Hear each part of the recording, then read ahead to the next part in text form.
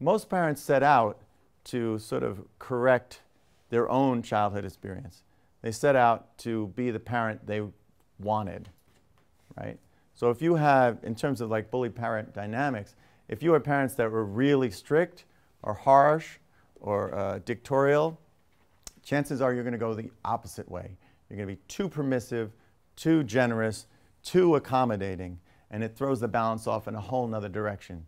You wind up with different problems, but equally as difficult. Every developmental phase comes with a test period. If your kid's learning to walk or learning to eat with a spoon, and they finally figure out how to find their mouth, what's the next thing they do?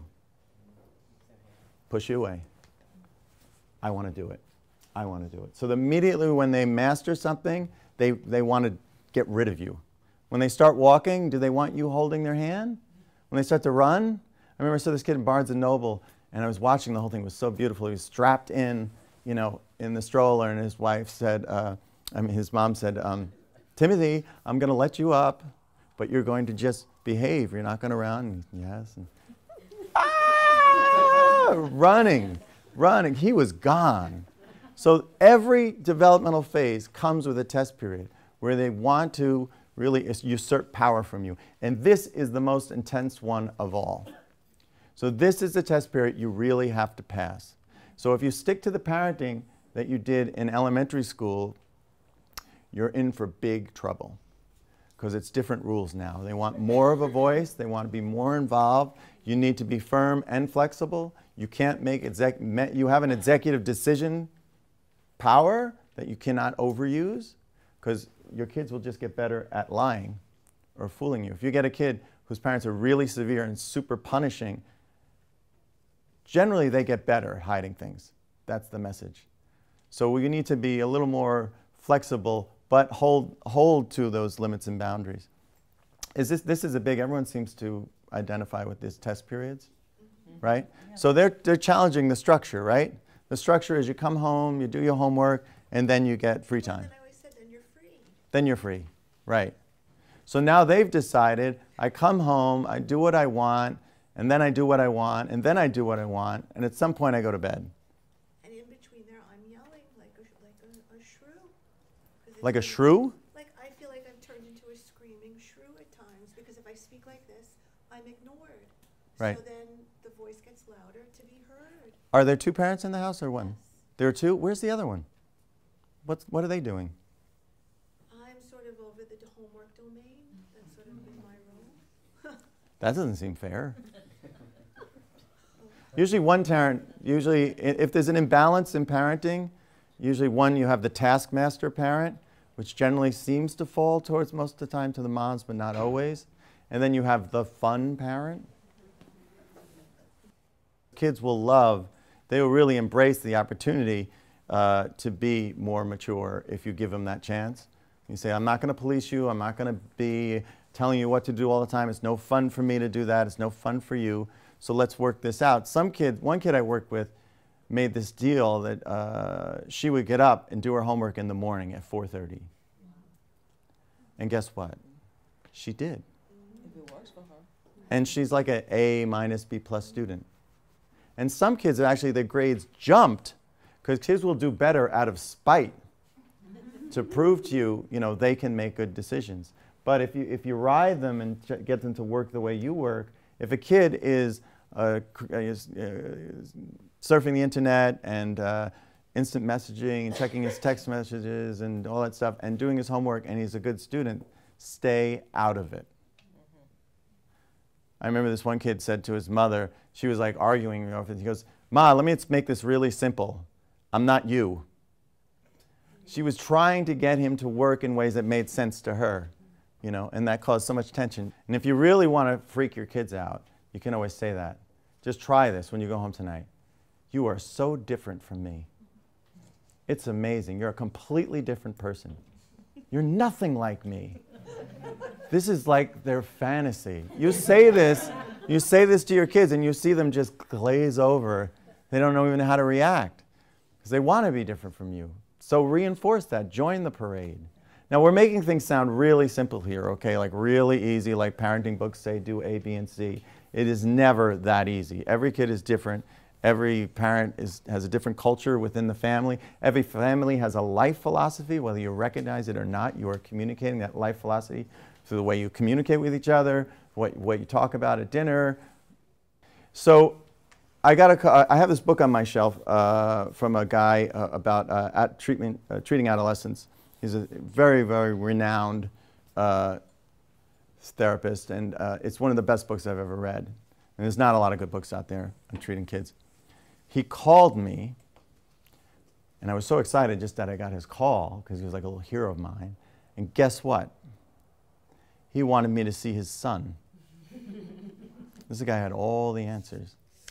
And he was really upset, and I said, "Are you serious? Well, what's going on?" He said, the short version, he kills me or I kill him, or double homicide from my wife. So we set up the appointment. A week later, he canceled the appointment. Guess what? We're canceling the appointment. What's happening? He's going to boarding school.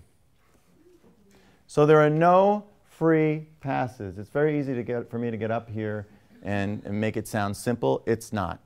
You're going to stumble. You're going to screw up. It's part of the process. A lot of parents waste too much time comparing themselves or comparing their kids. Just throw that out. You don't know what goes on behind closed doors. And you want your kid a little defiant. Defiance is not the enemy. A kid that's too cooperative or too accommodating is going to suffer from depression at some point. They're not defined enough, they're not assertive enough, and they're too dependent. So you want your kid, you want a little bit of a headache from your kid. You want them to have a little spark.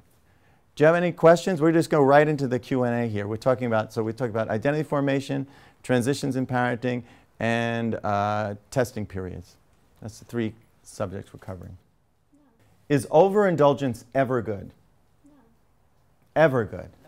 No. Right. Let him be who he is. Let him be. No, yes, you can let him be within limits.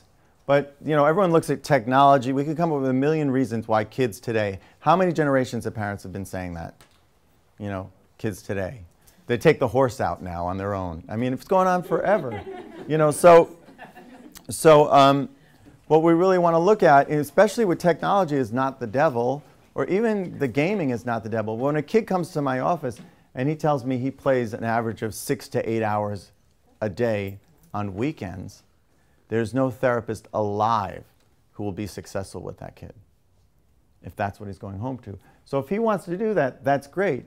They need structure at this age. Structure binds anxiety. It soothes anxiety.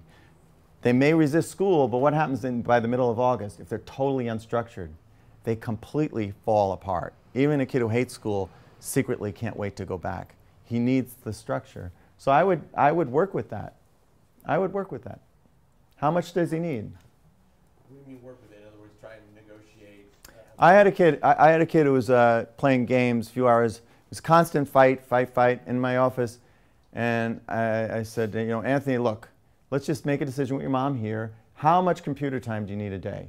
How much? Let's just set a clock. She won't bother you. She won't walk in the room. She won't interrupt you. How much?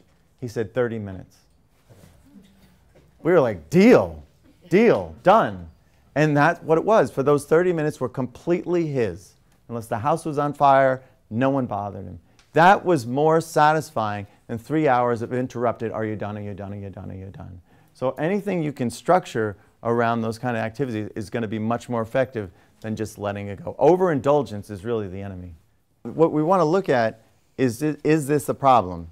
If they have, I talked about the 5 things every teenager needs. If they have all these things in balance, they have friends, they have attention outlets, they have hobbies, they have esteem building activities, they have all that, and they're doing fine, and they're doing a lot of technology, I don't see, I'm always interested in what's not working.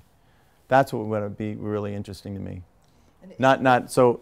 Like what this young woman said, what you said about your son may never work in your house because you have a completely different kid.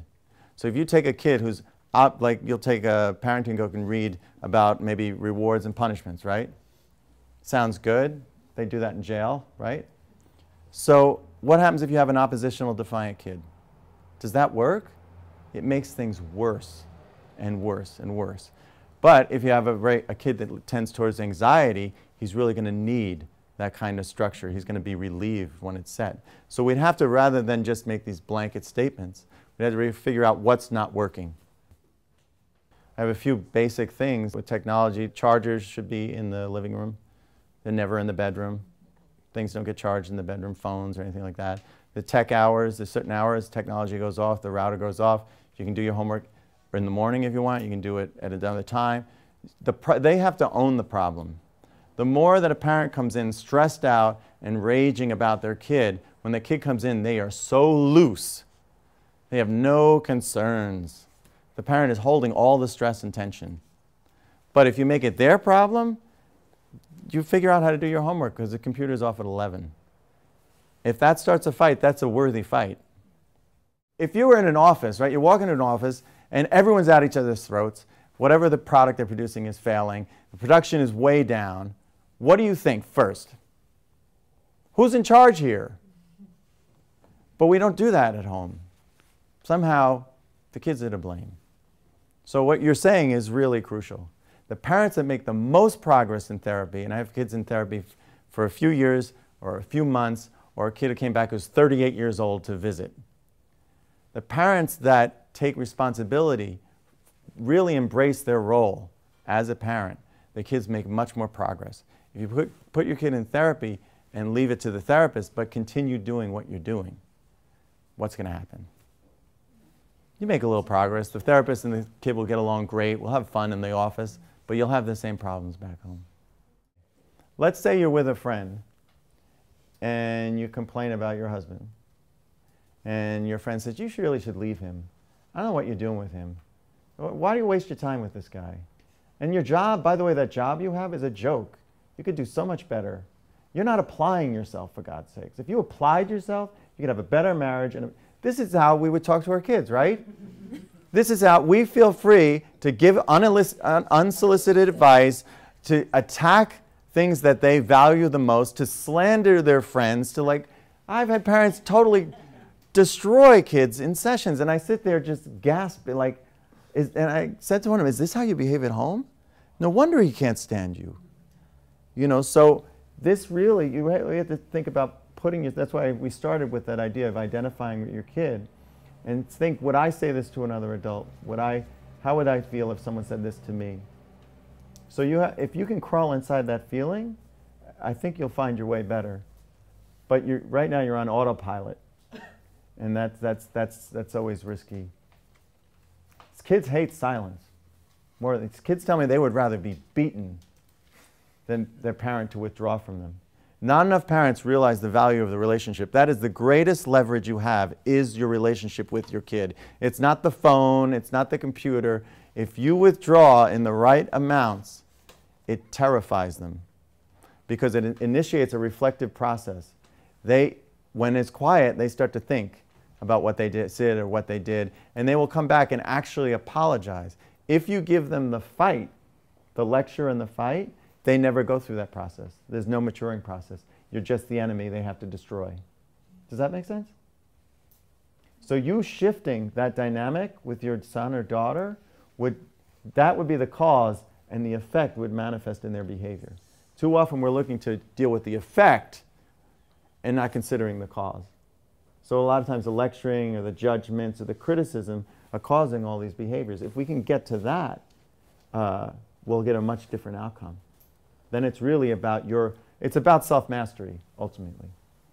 If you're as impulsive as your kid and you're cursing back at your kid and swearing back, and I had a parent who had a wrestling match on the floor in front of me, a mother and daughter, on the floor when I turned to get my date book. I don't even know what happened. At that point, there is no parent. There are two children.